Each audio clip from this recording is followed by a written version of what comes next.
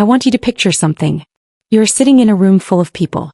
People who have known you your entire life. Cousins who played in your backyard.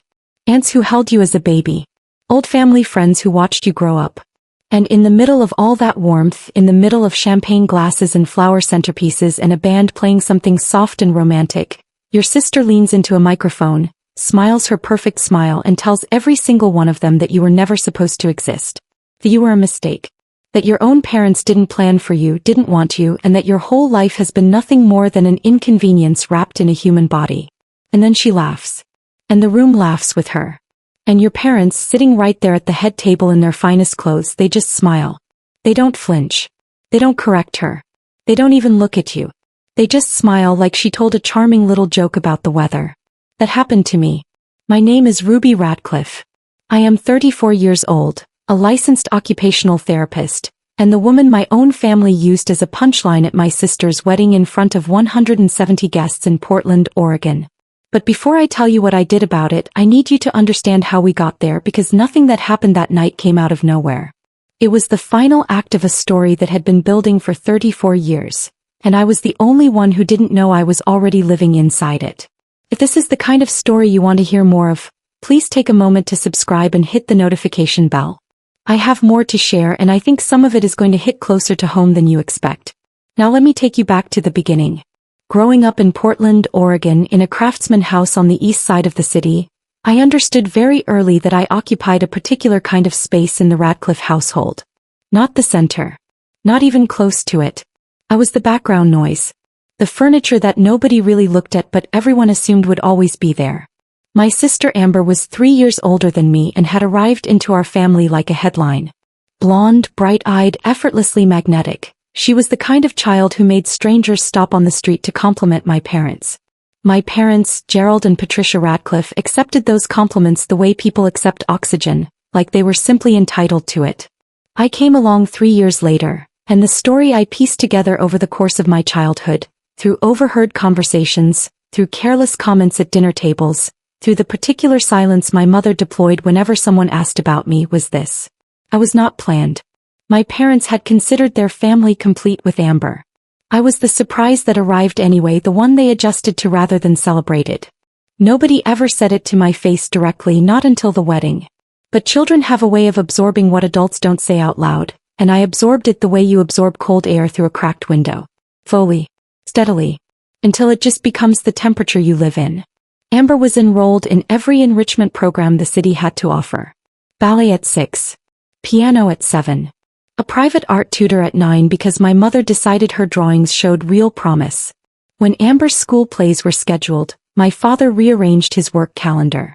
When her recitals fell on weeknights, my mother cooked celebratory dinners afterward and invited grandparents across town to attend. When I joined the school debate team at 12 and made it to the regional finals, my mother sent a card to the venue because she and my father had already planned a weekend trip to Cannon Beach with Amber, who had a photography workshop there that my mother did not want her to miss. I took the bus to the finals alone. I placed second. I told nobody. I don't say any of this to generate sympathy, though I understand it might. I say it because you need to understand the texture of my childhood before I can explain why what happened at that wedding did not surprise me the way it should have. I had been trained from a very young age to expect less. To ask for less.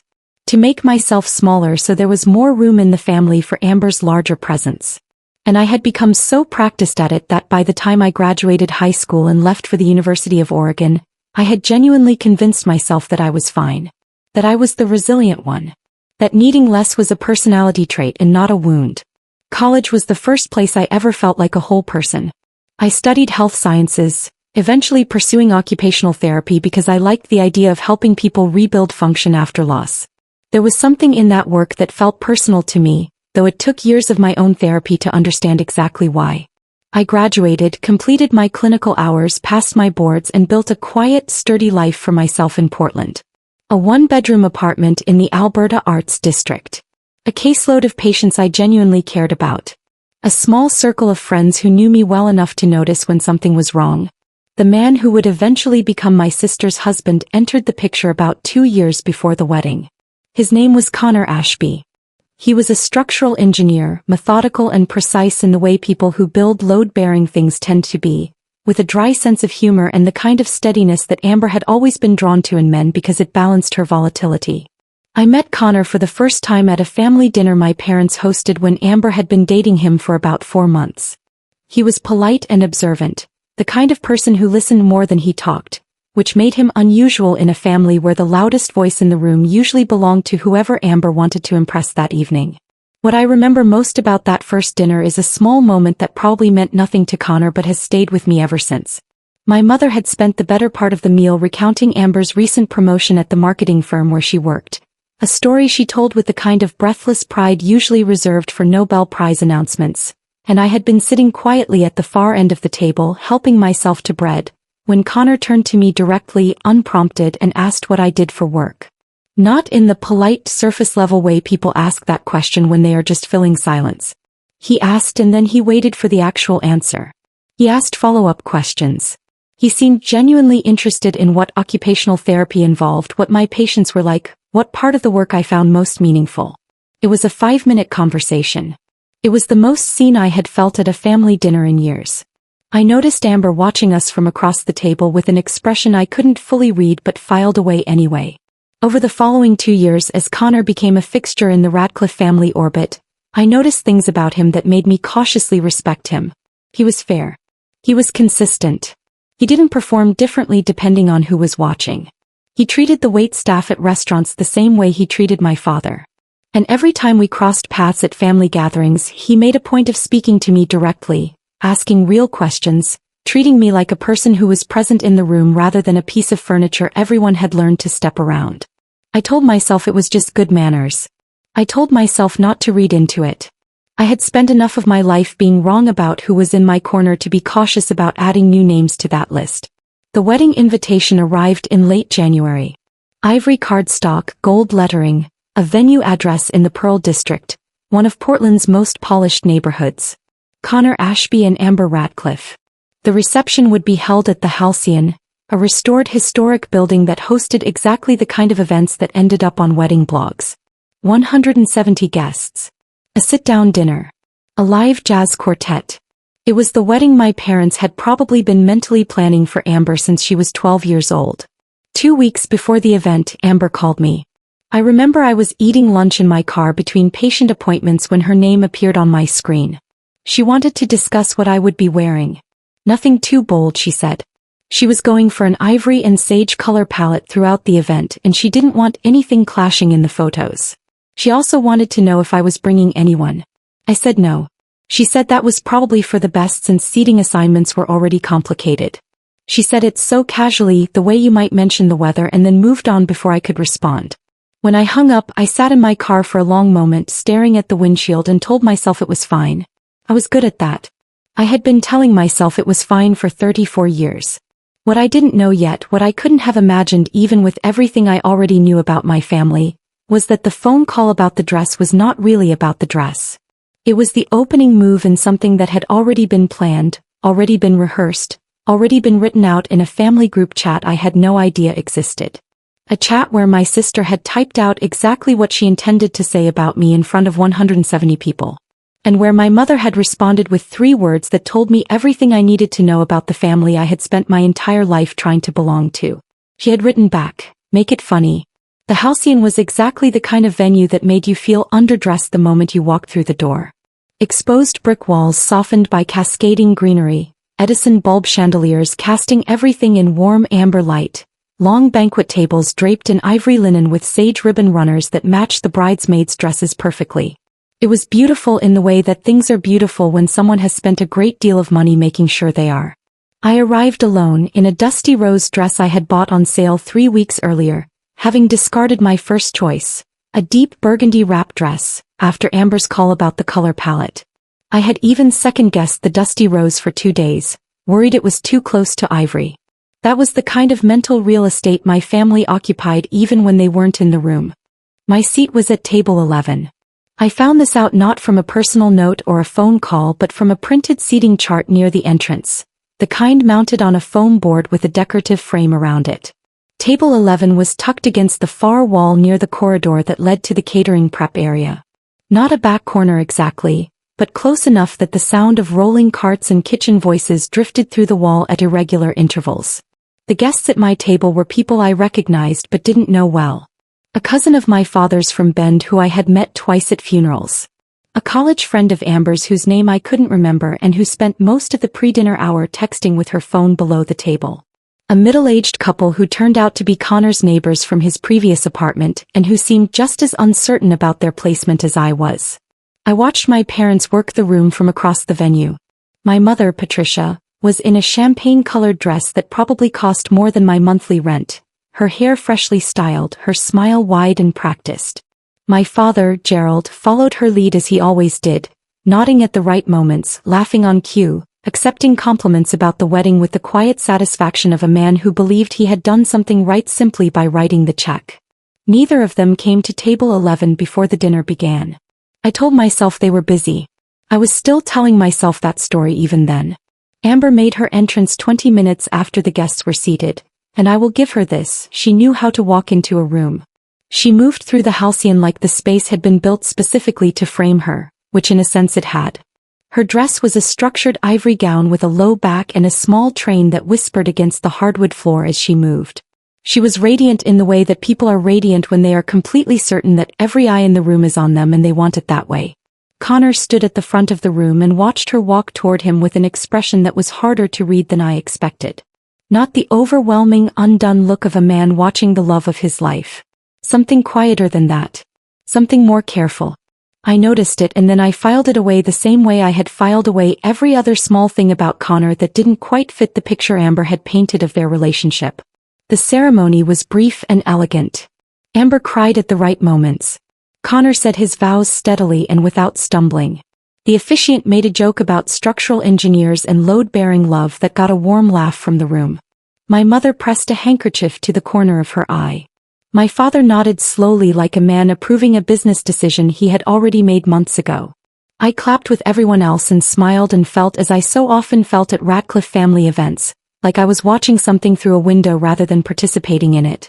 What changed during the cocktail hour was small enough that most people wouldn't have noticed it. I had stepped away from table 11 to find the restroom, and on my way back I passed close enough to the head table to overhear a fragment of conversation between Amber and her maid of honor, a woman named Jade who had been Amber's closest friend since their sorority days at Oregon State. I wasn't eavesdropping, I was simply walking, but the acoustics of that particular corridor carried sound in unexpected ways and what I heard stopped me mid-step. Amber was laughing low and satisfied and Jade was saying, "You really memorized the whole thing?" And Amber said, "Every word.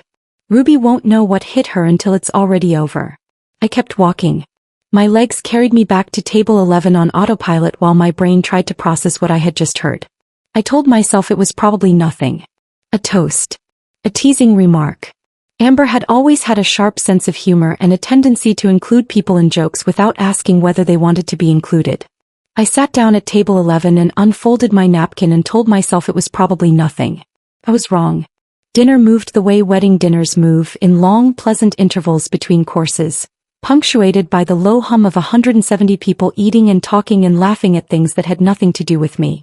I had a conversation with Connor's former neighbor, a man named Walt, who turned out to be a retired high school biology teacher with genuinely interesting opinions about urban wildlife in Portland.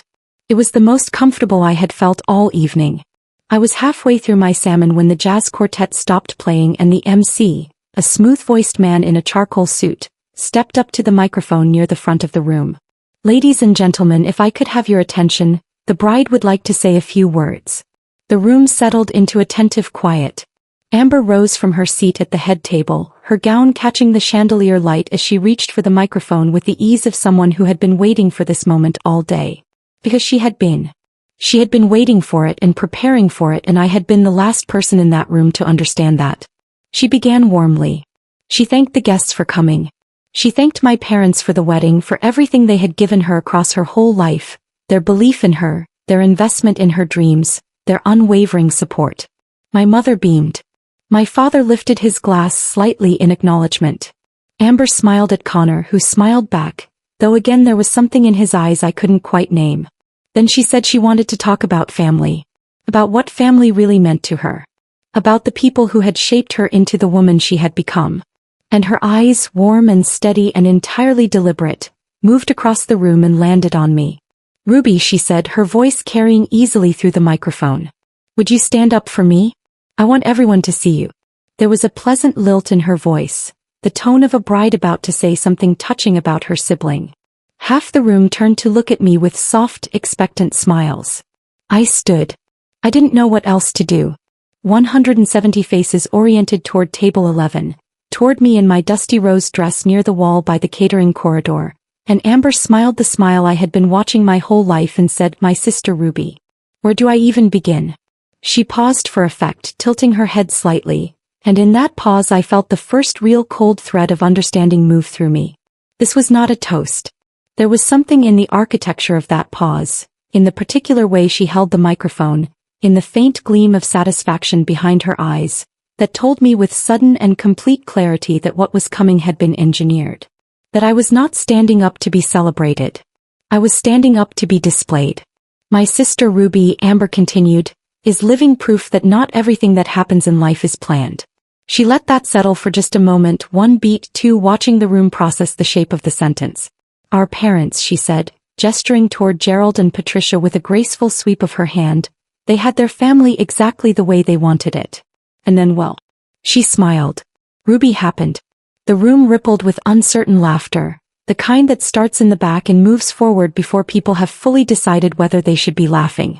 Amber's smile widened because uncertain laughter was still laughter and she had planned for it. "Ruby was the surprise nobody ordered," she said, and the laughter grew more certain. "An accident with a college degree." A few people in Amber's sorority circle laughed openly. My mother, sitting at the head table in her champagne dress, did not correct her. Did not flinch. Did not look at me.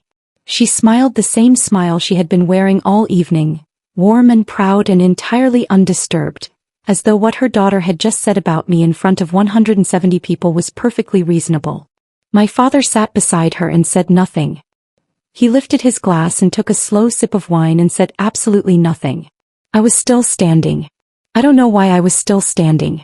Some part of me had gone very still and very quiet in the way that you go still when something is happening that your body hasn't yet caught up to. The room was still partially laughing. Amber was still talking, her voice smooth and practiced and moving into the next section of what I now understood was a prepared speech. A speech about what it meant to watch someone make every wrong choice while you made the right ones. A speech about gratitude for her own good fortune compared to the cautionary example I apparently represented. And somewhere near the back of the room, almost invisible against the wall beside a potted fern, I noticed a man I didn't recognize holding his phone very still and very deliberately, pointed directly at the stage. Pointed directly at Amber. He wasn't live streaming for the family. I didn't know that yet. But I would. Amber had been speaking for less than 3 minutes and already the room had shifted into a different kind of attention. Not the warm receptive attention of wedding guests listening to a heartfelt toast. Something more alert. Something that leaned forward. The people at surrounding tables had stopped their side conversations. The jazz quartet had set down their instruments. Even the catering staff visible through the corridor doorway had gone quiet. When a room that large gets that still, it means one thing. Everyone senses something is happening that was not on the printed program. She talked about growing up in the Craftsman House on the east side of Portland. She talked about sharing a childhood with me in the way someone talks about a burden they carried gracefully, with theatrical patience and carefully modulated affection.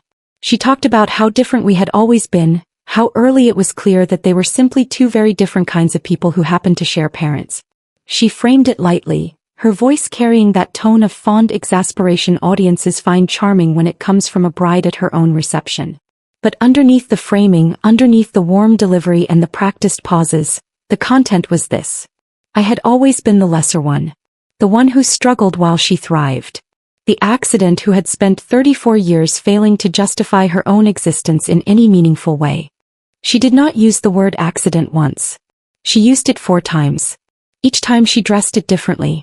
A happy accident, she said first with a smile so generous it made the cruelty invisible. An unplanned addition to the family, she said next, as though describing a piece of furniture that did not quite match the room. She deployed it the 3rd time with a theatrical sigh that pulled quiet laughter from the crowd. And the 4th time she looked directly at me, still standing at table 11, and said, "But Ruby has always known she was the surprise, has she not?" She has not let it stop her. Much. The laughter that followed was not uncertain. It was full and open, and it came from people who had decided this was a roast where laughing was expected. I saw it move through the room like a current. My mother laughed. Not a polite barely there laugh. A real laugh, the kind that reaches the eyes and stays there. My father did not laugh, but he did not speak either. He looked at his plate and then somewhere in the middle distance, pointedly not in my direction. His silence was its own language, and I had been fluent in it my entire life. I sat down. I do not remember deciding to sit. My legs simply stopped holding me up in the way legs sometimes stop cooperating when the rest of the body is absorbing something too large to process standing. The woman next to me, a stranger named Donna who I had known for exactly 40 minutes, touched my arm very briefly. The touch of someone wanting to acknowledge what they were witnessing without drawing attention to the fact that they were witnessing it. I understood that she, a complete outsider, recognized that what was happening to me was wrong in a way my own mother apparently could not. Amber moved into what felt like the final section of the speech. She talked about Connor now, about how finding the right person changes everything, about how watching her own life come together had given her perspective on the choices that led her here. She said she was grateful for every example in her life, good and instructive alike, and she looked directly at me when she said the word instructive. The room understood exactly what she meant, and some of them laughed again. I sat at table 11 with my hands flat on the ivory linen and felt something inside me that I had not felt before. Not sadness. Not humiliation, though both were present. Something colder and more precise than either. Something that had been accumulating for 34 years and had just reached the level it could no longer stay below. Connor had not laughed. I registered this through peripheral vision with complete certainty. He was sitting at the head table with his hands clasped and his jaw set in a way that did not match the expression of a man enjoying his own wedding reception. He was watching Amber with the careful attention of someone seeing something clearly for the first time and deciding what to do about what they were seeing. Amber raised her champagne glass. To Ruby she said, smiling brilliantly, "The accident who became my greatest motivation. May she find her footing someday." The room raised their glasses. My mother raised hers. My father raised his a half second behind everyone else without looking up from the table. 170 people drinking a toast to me as a punchline while I sat near the catering corridor with my hands flat on the tablecloth and something cold and entirely new moving through me like a current that had finally found its direction. Connor put his glass down without drinking from it. Then he pushed his chair back from the table. The sound of the legs against the hardwood floor was not loud, but in the quality of silence that followed the toast it carried clearly across the room. Amber was still smiling, still holding the microphone loosely at her side when Connor stood up. The guests nearest the head table noticed first, and the noticing rippled outward the way it always does when someone does something unexpected at a moment when everyone is already paying close attention. Amber turned to look at him. Her smile shifted, a question forming at its edges. "Connor," she said, her voice dropping into that light private register people use when they are trying to redirect something in a public space. "What are you doing?" He walked around the end of the head table without urgency and without hesitation, the particular combination that belongs to people who have made a decision and are entirely finished making it. Everyone watched Connor Ashby cross the length of the hall and stop directly in front of the microphone stand. He held out his hand toward Amber. She looked at his hand and then at his face, and her smile had gone very careful. "The microphone," he said quietly. She did not move for a moment. Then she placed it in his palm. The room went completely silent. Connor raised the microphone and turned to face the guests. He looked around the room slowly, not performing the pause but genuinely inhabiting it, the way someone comfortable with structural calculations inhabits the silence before explaining why a load-bearing wall cannot simply be removed. "I want to thank everyone for being here tonight," he said. His voice was steady and clear. "I genuinely mean that. And I need to say something that I should have said a long time before tonight." He turned and looked directly at me. Across the full length of the halcyon, across 170 guests who had turned in their chairs to follow his gaze, he looked at table 11 and said, "Ruby, I owe you an apology." The room held still. "I have sat at family dinners for 2 years and watched how this family talks about you and talks around you and talks through you. I told myself it was not my place. I told myself it was complicated history I did not fully understand. But watching what just happened in this room," he glanced briefly back at Amber, "I understand it well enough. You were called an accident 4 times in the last 5 minutes at a celebration you were invited to attend as family. Your parents did not correct it. They smiled. And you sat there and absorbed it the way someone absorbs things when they have spent a lifetime running out of reasons to expect anything different. The silence had changed its quality entirely. It was no longer the silence of people watching entertainment. It was the silence of people realizing they had been participating in something they were only now beginning to understand correctly. I saw faces shift around the room. I saw Amber's maid of honor Jade set her champagne glass down very carefully on the table. I saw my mother's expression rearrange itself from polished pride into something harder and considerably less certain. I am a structural engineer, Connor continued. I spend my professional life understanding how things are built, what holds them up, and what causes them to fail. What I have watched this family construct around Ruby for as long as I have known all of you is not a foundation. It is a demolition dressed up as tradition. He looked at my parents. My mother's smile had left her face entirely. My father sat with both hands flat on the tablecloth in front of him, staring at them as though they belonged to someone else. Connor held that look for a long moment and then turned back to face the room. I love Amber, he said clearly. I want that to be understood by everyone in this room. But love is not a reason to stand here and say nothing while someone is being systematically reduced in front of the very people who were supposed to protect her. He set the microphone down on the stand with a quiet and deliberate sound. Then he looked across the room at me one final time. I am sorry it took me this long to say something, he said. And that was the end of it. The room erupted. Not in laughter this time. The eruption was not applause. It was not outrage either, not exactly. It was the sound of 170 people exhaling at the same time and then immediately trying to figure out what they were supposed to do next. Chairs scraped against hardwood. Voices rose in overlapping murmurs that filled the halcyon from one end to the other like water filling a vessel. I heard my name moving through the room in fragments, passed from table to table in low urgent tones, the way news moves through a crowd before anyone has fully processed what it means. I sat at table 11 and did not move. I was not frozen. I was simply very still in the way you go still when something large has just passed directly overhead and you are waiting to understand whether you survived it. Amber's voice cut through the murmur first. It was high and sharp and had lost every trace of the polished warmth she had maintained through the speech. Connor. His name in her mouth sounded like an accusation and a question at the same time. She was still standing near the head table, her ivory gown suddenly looking less like a triumph and more like a costume whose occasion had changed without warning. Connor was not looking at her. He had moved to the edge of the room with the stillness of a man who had said what he came to say and was now simply waiting to see what happened next. My mother was on her feet. I registered this before I fully turned to look at her, because I could hear her voice rising in that particular register she reserved for moments when she felt control slipping and intended to reclaim it immediately.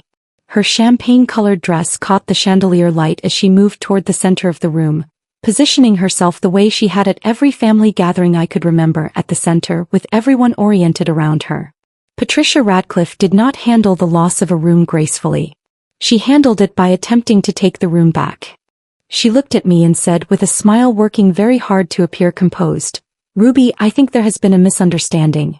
The word misunderstanding landed like a stone dropped into still water. I watched the ripples move outward across the faces of the nearest guests, the careful recalibration happening in real time as people tried to decide which version of events they were being invited to accept. This was the move I had watched my mother make my entire life. The reframe. The gentle authoritative insistence that what you had just witnessed with your own eyes was not quite what you thought, and that she would now graciously clarify it for everyone involved. My father stood behind her, slightly to her left, in the position he had always occupied, adjacent to her, supportive by proximity, never quite required to say anything himself. He looked uncomfortable in the specific way. He always looked uncomfortable when a situation had developed beyond the point where saying nothing was a viable option, but where he had not yet determined what saying something might cost him. I stood up from table 11. Not dramatically. I simply stood and looked at my mother across the space between us and said, "There was no misunderstanding, Mom." Everyone in this room heard exactly what was said. The smile on my mother's face tightened almost imperceptibly. That is the kind of thing you only notice when you have spent 34 years studying that face for information about your own safety. He tried a different angle. "Amber was celebrating you," she said, her voice softening into something intended to sound reasonable. "She was talking about how far you have come. She was being affectionate." I heard someone near the front tables make a sound that was not quite a laugh and not quite a cough. My mother heard it too and did not look in that direction. I was called an accident 4 times, I said. In front of everyone here. You were sitting 6 feet away and you smiled. The room was very quiet again. A different quiet than Connor's speech had produced. That quiet had been the quiet of people confronting something unexpected. This one was the quiet of people watching someone refuse to cooperate with a narrative they had just been handed and not knowing what came next. My mother's composure held for another few seconds. Then Amber's voice came from behind her. You did this on purpose, Amber said. She was looking at me with an expression I had never seen on her face, not in 34 years of knowing her. Not anger exactly. Something rawer. The look of someone who had built a very precise structure and watched it come apart in a way they had not planned for and could not immediately explain. You have always wanted to make me look bad, she said. You have been working against me since the beginning. The accusation was so removed from anything resembling the truth that for a moment I did not know how to respond. I had sat at table 11 in a dusty rose dress I had second-guessed for 2 weeks and absorbed a prepared speech calling me an accident in front of 170 people. And the version now being offered to the room was that I had engineered the evening's outcome from start to finish. I understood then that this was not an argument I was going to win by arguing. Some narratives are built to be impervious to contradiction because their purpose is not to be accurate. Their purpose is simply to survive. Connor spoke from across the room. His voice was quiet and it carried anyway. Amber, he said. That is enough. Something in the way he said it made her go still. Not the stillness of someone who had decided to stop. The stillness of someone who had just understood something about the situation that changed its shape entirely. She looked at him and then at my parents and then back at Connor. In that sequence of looks something shifted in the room for a 3rd time, and several guests nearest the head table began quietly gathering their things. The next 20 minutes I experienced in fragments. Amber's sorority friends departing together, voices low and eyes averted. Jade the maid of honor approaching Connor briefly before he shook his head once and she stepped back. An aunt I barely knew pressing my hand at my elbow without a word before disappearing into the thinning crowd. The jazz quartet packing their instruments into their cases without waiting for anyone to release them. The halcyons slowly becoming a room full of people looking for a graceful exit from something that had stopped being a celebration. My mother made 2 more attempts to reframe the evening. The first was directed at a cluster of extended family near the bar. Her voice at that controlled pitch she used when she wanted to be overheard while appearing to speak privately. It was all meant in good fun, she was saying as I walked past. You know how sisters can be. The second came in the corridor just outside the main hall where she caught up to me at the coat check. She said, if you walk out tonight you will regret it. I said, I have been regretting things in this family for 34 years. Tonight is not going to be one of them. I put on my coat and walked back into the corridor without another word. Connor was standing near the main entrance when I came through. Still in his wedding suit with his tie loosened slightly, looking like a man who had made a significant decision and was now simply standing on the other side of it, getting used to the new ground under his feet. He looked at me and said, "Are you all right?" It was such a plain and direct question that it took me a moment to find an equally plain and direct answer. "Think so," I said. He nodded slowly. "I meant what I said in there," he told me. "I have watched what your family does to you since the first dinner I attended with all of you. I kept telling myself things would eventually shift. They do not shift." I said, "I have known that for considerably longer than you have." He was quiet for a moment. Then he said, "What will you do now?" And I was surprised by how clearly and immediately I knew the answer.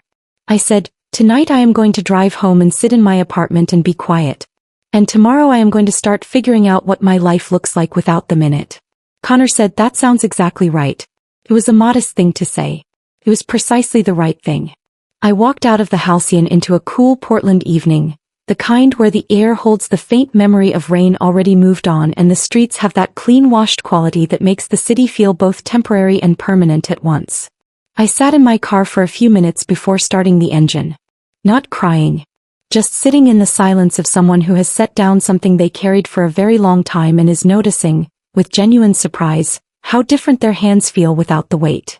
My phone had been accumulating messages on the passenger seat, the screen lighting at intervals from where I had placed it face down. I did not pick it up. Whatever was arriving in those messages, whatever version of the evening my family was already constructing and distributing, could wait until morning. I had my apartment in silence waiting for me, and for the first time in as long as I could clearly remember, no intention whatsoever of making myself smaller to fit inside anyone else's version of what had just happened. I started the car and pulled into the quiet Portland street and did not look back at the halcyon in the rearview mirror. There was nothing behind me worth looking at. The messages were waiting for me when I woke up the next morning. I had known they would be. I had placed my phone on my nightstand the night before without looking at it and had slept, unexpectedly and completely, for 7.5 hours. No dreams I could remember. No waking up at 2 in the morning with my chest tight and my mind already running. Just sleep, the deep, uncomplicated kind that comes when a body has finally been allowed to stop bracing for something. I made coffee before I looked at the screen. This was deliberate.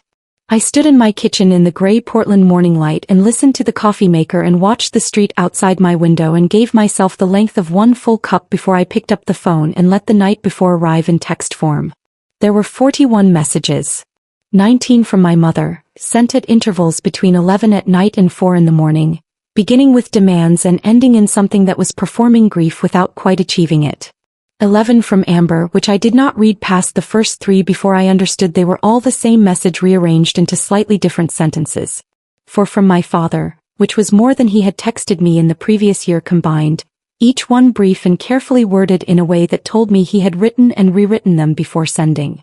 3 from relatives I had not spoken to in years, 2 of which expressed what seemed like genuine concern and 1 of which told me I had embarrassed the entire family and should apologize to my sister immediately. 2 from friends who had apparently seen something online which I did not understand yet. And 1 from a number I did not recognize, which turned out to be Connor. I read Connor's message last. It was short. He said he hoped I had slept. He said he was sorry again for what had happened and for how long he had stayed silent about what he had been watching. He said that whatever I decided to do next, he meant it about being willing to help if I ever needed anything at all. He did not ask me to respond. He did not make the message about himself or about what was going to happen with Amber or about any of the things that would have been understandable to include. It was simply a message from someone making sure another person was all right. I sat with it for a while before I put the phone down. The something online that my friends had referenced turned out to be a video. I found this out through my closest friend, a woman named Priya who I had known since our first year of graduate school and who called me at 9 in the morning with a directness I had always valued in her. "Ruby," she said when I picked up. "There is a video. It has been shared several hundred times. I need you to know before you find out some other way." A guest at the wedding had recorded Amber's speech on their phone and posted it to a private social media account that was, it turned out, not as private as they had believed. From there it had moved through mutual connections and into wider circulation with the particular speed that video footage of something genuinely uncomfortable tends to move online. By the time Priya called me, it had been viewed several thousand times. By the time I went back to look an hour later, the number had more than tripled. I watched it once. Just once, sitting at my kitchen table with my second cup of coffee going cold beside me. Seeing it from the outside was a different experience than living through it from the inside. From the outside I could see things I had not been able to see while sitting at table 11 absorbing it in real time. I could see the way the camera caught my mother's face when she laughed. I could see how clearly rehearsed the pauses in Amber's delivery were, the professional timing of someone who had practiced the speech enough times to know exactly where the laughs would land. I could see my own hands flat on the tablecloth, very still, and the particular quality of stillness in my body that I recognized now as someone holding themselves together with significant effort. And I could see Connor. I could see the exact moment his expression changed. I could see him making the decision. I closed the video and did not watch it again. The comment section was not something I needed to read, but I read parts of it anyway. "The way you press on a bruise to confirm it is still tender." The responses were not what my family would have hoped for. Phrases like "this is horrifying" and "the mother laughing is the worst part" appeared with enough regularity that I understood the general direction of public opinion without needing to quantify it. Someone had already made a short compilation focusing on the specific moments where my mother's reaction was clearly visible. Someone else had written a lengthy comment identifying the dynamic by name using language borrowed from psychology that was more precise than I would have expected from a social media comment section. A handful of people were defending Amber on the grounds that wedding speeches are supposed to be funny and everyone was being too sensitive. They were being replied to with considerable energy by everyone else. My mother called at 10:17. I watched the phone ring and did not answer it. She called again at 10:22. Then at 10:31. Then at 11:04, which was when she switched to leaving voicemails, which I did not listen to until the following day. Her voice in the first one was controlled and authoritative, the voice she used when she was managing a situation.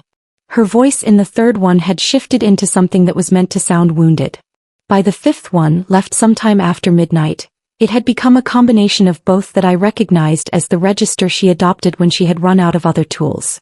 I deleted all of them without responding. Amber posted a statement on social media at noon. I heard about it from Priya before I saw it myself. It was several paragraphs long, carefully constructed, almost certainly written with help from someone who understood how these things worked. It described the wedding speech as a piece of affectionate sibling humor taken out of context by people who did not understand the relationship between us. It said that our family had a long tradition of this kind of teasing, and that what had been captured on video represented only a small portion of an evening full of love and celebration. It expressed hurt that a private family moment had been shared without consent. It did not contain an apology. Not one word that functioned as an apology, not even the kind of non-apology that uses the word sorry without accepting any responsibility for the thing being apologized for. It was a statement written entirely to manage consequences rather than to address causes, and enough people in the comments section recognized this that the response was not what Amber had been hoping for.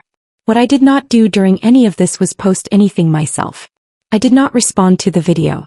I did not comment on Amber's statement. I did not issue my own account of the evening or offer any of the context that might have shaped how people were reading what they saw.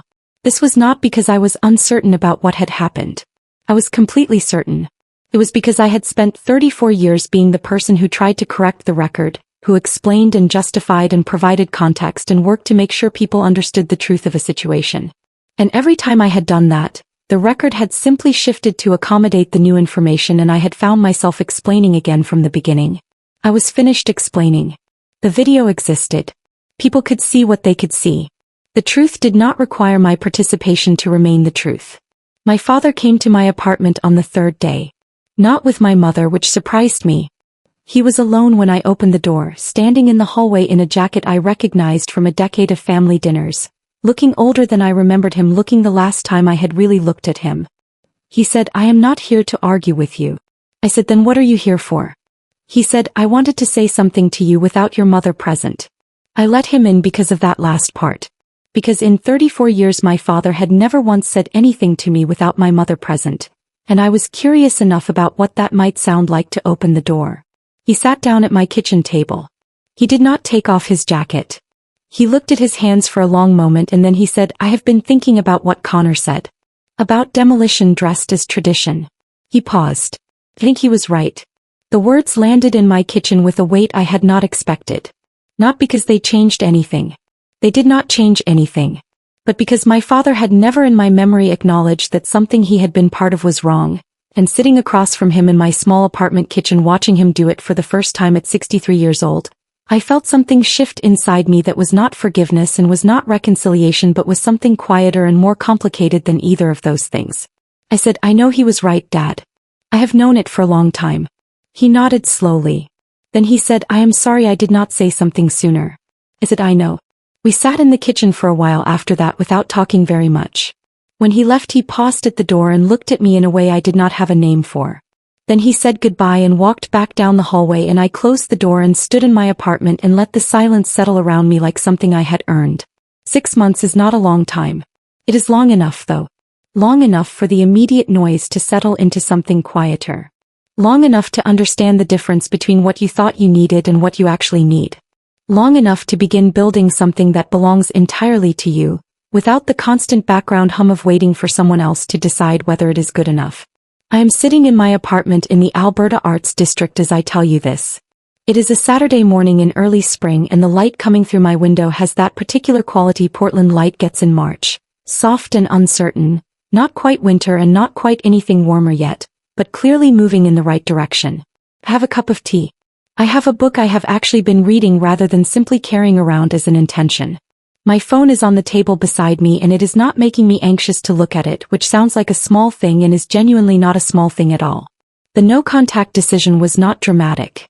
I want to be clear about that because I think people expect it to be, expect some final confrontation or a decisive scene where everything gets said and the door closes definitively. There was no scene. About 2 weeks after the wedding I sat in this same apartment and I blocked my mother's number and Amber's number and I did not announce it and I did not explain it and I did not draft a letter laying out my reasons. I simply stopped making myself available to people who had spent 34 years treating my availability as something they were entitled to regardless of the cost to me. It was the quietest thing I had ever done. It was also the most significant. My mother found other channels as I had known she would. Messages arrived through distant relatives, through old family friends, through a cousin who I think genuinely felt uncomfortable being used as a messenger but did not know how to decline the role. The messages followed a pattern I could have predicted without reading them. The early ones were demanding. The middle ones were explanatory, attempting to reframe the wedding as something other than what it was. The later ones shifted into a register of injury, my mother positioning herself as the wounded party in a conflict she had authored. I read very few of them. There was nothing in any of them that required my participation to resolve, because what they were all really asking me to do was to make my mother comfortable with what she had done. That was not something I was willing to provide anymore. Amber's attempts at contact were different in texture if not in intent.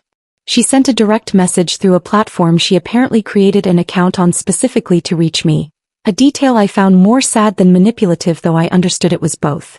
The message was long and covered a great deal of ground. It explained her childhood in terms I had never heard her use before, with a kind of unguarded rawness that I want to believe was genuine because it would have cost her something to write. It arrived at a place that was asking me to understand rather than asking me to be understood. I read it twice and I did not respond. Not because I felt nothing. I felt quite a lot. But feeling something does not obligate you to act on it. And understanding another person's pain does not require you to re-enter the conditions that produced your own. The professional fallout for Amber was something I heard about through Priya and through my Aunt Diane, my father's sister, who had become in the months since the wedding something I had not anticipated her becoming. A consistent and uncomplicated presence.